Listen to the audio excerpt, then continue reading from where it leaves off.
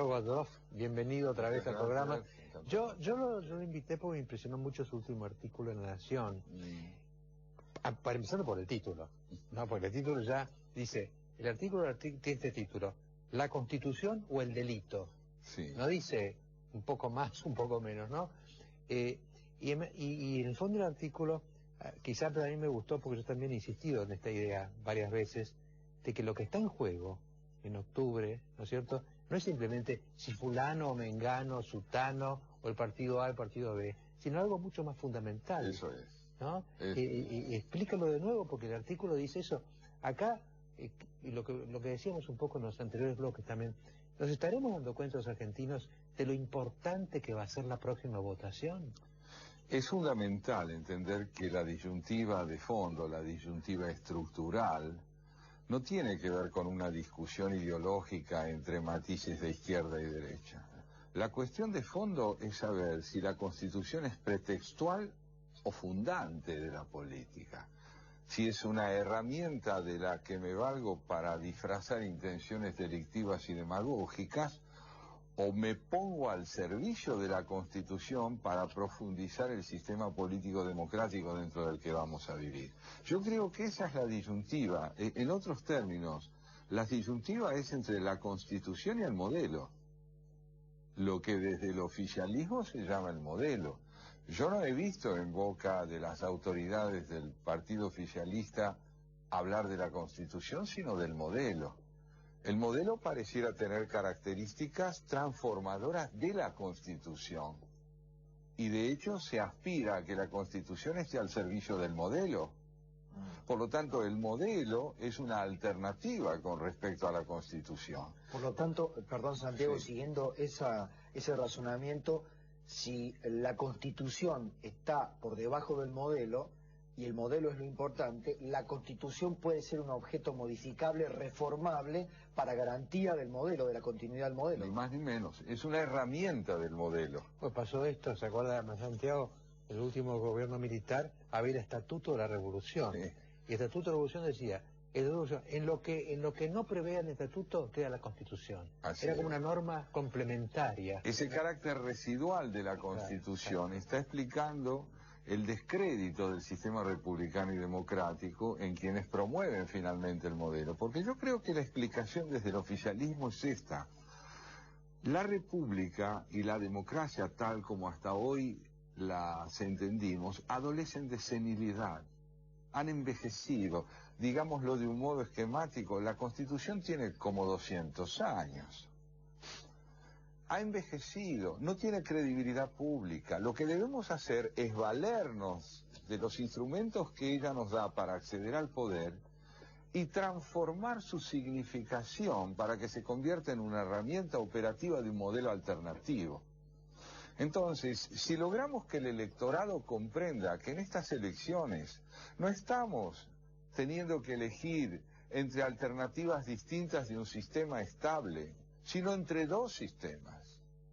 Entre uno que cree que hay que sanear la democracia y afianzar la república, y otro que entiende que estas dos alternativas ya no tienen significación y debemos caminar hacia otra organización social que está asentada en un concepto de los liderazgos, donde fundamentalmente los partidos ya no tienen significación política, la democracia tal como hasta hoy la entendimos no ha generado transformación social. Ahora, hay una cosa, Santiago, el título, digamos, si usted hubiera dicho en el artículo la Constitución o el modelo, pero usted dijo la Constitución o el delito. Así es, porque yo creo que el modelo es encubridor del delito. Bueno, acá estamos llegando al nudo, ¿no? Exactamente, yo creo que lo que estamos advirtiendo es que la falta de credibilidad del modelo no solo proviene de una oposición que lo discute, sino de las tremendas contradicciones que afectan a ese modelo desde adentro, poniendo de manifiesto que quienes lo corrompen y le quitan credibilidad son aquellos que abusan del poder para acumular riqueza, para estafar, para comprar, para renegar del federalismo, para hacer de la democracia un pretexto para el poder. Entonces el delito no solo tiene que ver con el dinero que se emplea de manera ilegal o de manera extorsiva, El delito tiene que ver fundamentalmente con el encubrimiento hipócrita de una finalidad política que no está al servicio del afianzamiento de la República. Y que no se manifiesta. Y que no se... Otro título, por decirlo, hubiera sido, yo ahora sí, como si fuera otro columnista, podría haber sido el título ¿La Constitución o la corrupción? Bueno, lo que ocurre es que la corrupción me parece que es una característica de muchos sistemas políticos, incluso de los democráticos. Pero el delito es un mal, es como un tumor, está ahí. Aparece donde hay política. Lo que Sí. podemos decir es que lo que caracteriza un sistema democrático cabal no es la ausencia de delito, sino la eficacia con que se lo combate. La transparencia de la lucha contra el delito es la que da idea de la fortaleza del sistema político. ¿Y qué es lo que advertimos en estas circunstancias? Que del delito no se habla. El delito estalla, se hace público, la ciudadanía lo ve y el oficialismo calla. Claro, pero Santiago, usted también en su artículo pone una llamada de atención enorme para que la ciudadanía entienda, según su criterio, qué está en juego en octubre. Debería haber protagonistas políticos en la oposición que primero lo hayan internalizado y después lo comuniquen, que no parece que esté muy claro. Bueno, esa es la segunda parte de mi propósito en esa nota, efectivamente. Es también advertir a la oposición que no está actuando con responsabilidad, porque no está concentrando su mensaje en la denuncia de fondo, que es la gravedad de la situación institucional en que nos encontramos. Entonces, en lugar de jugarse por la defensa del sistema, se están jugando por la idoneidad de su propia tendencia, cuando la convergencia fundamental entre los opositores debería ser la prioridad fundamental del sistema y de la República y de la Constitución. Falta para esto, para lograr ese mensaje unívoco de las fuerzas opositoras, una lucidez esencial. Si se está quemando la casa, no hablemos de las vacaciones, hablemos de lo que está pasando en el fondo. Si no hay acuerdo sobre lo fundamental que es la defensa de la Constitución, es porque aún no hay conciencia cívica verdaderamente transformadora. Ahora, Santiago, la pregunta sería esta. Yo creo que estamos de acuerdo los tres en esto. No hay todavía suficiente estado de conciencia de la gravedad del dilema en Argentina. Todavía no nos hemos dado cuenta de lo que está en juego. Ahora, eso de que no nos damos cuenta de lo grave que está en juego, ¿es responsabilidad de los dirigentes, como decíamos recién, de los dirigentes políticos, o es que el pueblo mismo, nosotros mismos, los ciudadanos, estamos como todavía anestesiados? En este momento yo creo que se está viviendo una reconstrucción razonable de las fuerzas políticas. Los liderazgos están perfilados, podemos decir que hay interlocución entre fuerzas opositoras, pero a esos liderazgos les falta el mensaje fundamental y orientador hacia una ciudadanía que yo creo necesita verse representada en su convicción cívica. Esa convicción cívica que se puso de manifiesto en el año 2008, 2009, que existe en el apoyo que reciben las fuerzas opositoras, no tiene todavía representación cabal porque sus líderes, creo yo, no se deciden a tomar la palabra en el orden fundamental, que no es decir yo represento una alternativa, es decir, la Constitución representa la única alternativa. Ahora, Santiago, poniéndome en un poco un abogado inquisidor a ese razonamiento, si usted me permite, con muchísimo respeto que le tengo intelectualmente, por supuesto, ni hablar, y cariño. ¿No es también servirle, si la oposición encontrara ese argumento esencial y lo comunicara, no es servirle en bandeja a un modelo maniqueo, una propuesta maniquea? Inmediatamente imagino las respuestas políticas. La oposición se une como se unieron otras oposiciones antidemocráticas contra nosotros que somos constitucionalmente y legalmente el gobierno. No, porque en el discurso político la unión de la oposición es reverberar la unión democrática. La unión democrática, la alianza. Si ese ataque se produjera es porque la oposición estaría acertando en su camino. Claro, ya sería temible. Eso por un lado. Ya porque, sería temible. Claro, allí empezaría a ser un adversario significativo. Y el otro aspecto es el siguiente. La reivindicación de los valores constitucionales es la reivindicación de las herramientas que la Constitución brinda para abordar los problemas pendientes: seguridad, pobreza, educación, desarrollo integrado, integración del país a un mundo en desarrollo. Eso es la Constitución. Reivindicar la Constitución es reivindicar los recursos que ella brinda para que la democracia argentina gane contemporaneidad y salga de ese terreno de falibilidad en que tantos errores acumulados la depositaron y generaron las debilidades que hoy el oficialismo aprovecha con tanto talento. Ahora, Santiago, su diagnóstico diría que es doblemente grave. Por un lado nos dice, la casa de la Constitución se está quemando, ¿no? Y por otro lado nos dice, y la gente que está dentro de la casa no termina de darse cuenta de que se le está quemando la casa, ¿no? Entonces uno dice, ¿cómo se lograría ese estado de conciencia? Bueno, si hubiera dirigentes que concentraran el mensaje ahí, podría ser.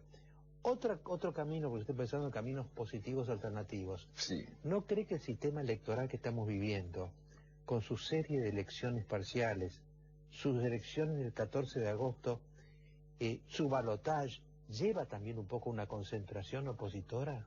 Sin duda, yo creo que puede ayudar enormemente, pero siempre y cuando el mensaje que vertebre esa convergencia dé pruebas de que ha sido privilegiado con una profunda percepción del papel que tiene que jugar la Constitución como herramienta de transformación social. Todos los candidatos, mire, les digo esto, uno los escucha y advierte en todos ellos algo inquietante que es necesario señalar. Resulta sumamente sospechoso que se diga que uno tiene las soluciones y el adversario no.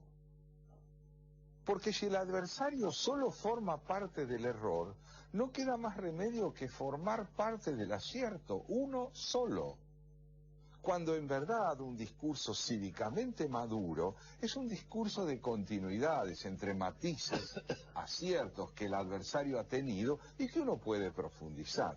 Pero estamos en una etapa todavía tan excluyente de nuestro debate político en que para poder afirmarse cada candidato necesita borrar literalmente el perfil significativo de su adversario. ¿Qué pasaría si cualquiera de los que compiten por el poder fueran capaces de decir, bueno, aquí se han hecho muchas cosas interesantes, no todas las que deberían hacerse, queremos profundizarlas? ¿Qué es lo que se pierde con un discurso de continuidad en desmedro de un discurso de confrontación? Se pierde credibilidad pública. Nuestra cultura cívica es de una cultura de disyuntivas maniqueas. ¿Qué se quiere ganar? ¿El bien contra el mal? ¿Redimir al mundo del mal? Empezar de nuevo. Empezar de nuevo. Es el sueño de un génesis eterno no hace otra cosa que impedirnos pasar al... Me estaba acordando un artículo de Mariano Moreno en la Gaceta, Sí. Los Primeros, que decía que la fortuna que tenemos en el Río de la Plata es que podemos empezar de nuevo. Claro. Esto es lo que... Y después me acordé de otra de Mirabeau que dijo, nunca se empieza de nuevo. Claro, Nunca claro. La historia es continuidad. Claro. Por eso es interesante advertir en la oposición, y esto lo digo para matizar yo mismo mi propio punto de vista, aquellas tendencias de dirigentes que buscan en los partidos que son tradicionalmente sus adversarios un encuentro. Lo que ha hecho Alfonsín convocándolo, por ejemplo, a González Fraga. Lo que ha hecho el propio Macri cuando al inaugurar esta obra monumental que se ha hecho recién en relación al Riachuelo, convoca a los intendentes que lo precedieron, porque todos han participado en la búsqueda de esa solución. Son gestos sanadores, Claro. porque apaciguan la virulencia. Ahora, la última pregunta... y permiten entender que uno es un hombre interdependiente. Claro. Fotos que en el Uruguay, perdón, Manuel, fotos que en el Uruguay son una normalidad, ¿no? Completamente. Sí, claro. Solo Claro. dejarme decir una cosa. Sí, cómo no. Cuando a mí me tocó ir a Montevideo para hablar en la noche de los cristales rotos en una institución judía, los 7 presidentes del Uruguay estaban sentados frente a mí. Acababa de ganar las elecciones Tabaré Vázquez, me lo presentó Julio María Sanguinetti, y todos ellos, que no tenían coincidencias, compartían una convicción: eran el Uruguay. eran el Uruguay. Todos ellos eran el Uruguay, en sentido emblemático, en sentido de la investidura. Ahora, la última pregunta mía sería, Santiago, ¿no será, o uno dice, bueno, hay fallas en la dirección, hay fallas en la oposición, hay fragmentaciones, todavía no se plantea, digamos, lo que usted dice todavía no está en las calles, es decir, la gente no está diciendo eso que usted dice. No. Parece original lo que él dice porque los demás no lo dicen. Entonces, uno dice, ¿no será que el pueblo tiene una intuición? Porque fíjese las encuestas que han aparecido hoy y demás. Los dirigentes no se entienden entre ellos, pero el pueblo va polarizando. Es decir, la polarización que estamos viendo, que al final va a haber 2 o 3 alternativas, Así es. ¿no es obra de una conciencia social más avanzada que la de los dirigentes? Con lo cual volveríamos, y esta tal vez sea una respuesta posible a esto. Nuestros dirigentes tienen que aprender a expresar la voluntad del pueblo, pero es el pueblo el que debe indicar cuál es la orientación que deben seguir sus dirigentes. Sobre todo en una época en que los argumentos de carácter ideológico y las voluntades programáticas no son del todo claras. La gente tiene vocación de convivencia. Esto es esencial. Este es un país donde la gente tiene vocación de convivencia.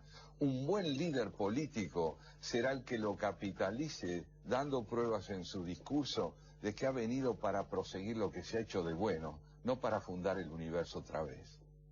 Santiago, muchísimas gracias por este aporte. Gracias a usted. Muchas gracias. Vamos, nos faltan las conclusiones. Yo tengo tantas conclusiones que no sé qué voy a hacer con Santiago y con todos los que me dicen cosas. Trataré de ser sintético. Gracias, Muchas Santiago. gracias a usted.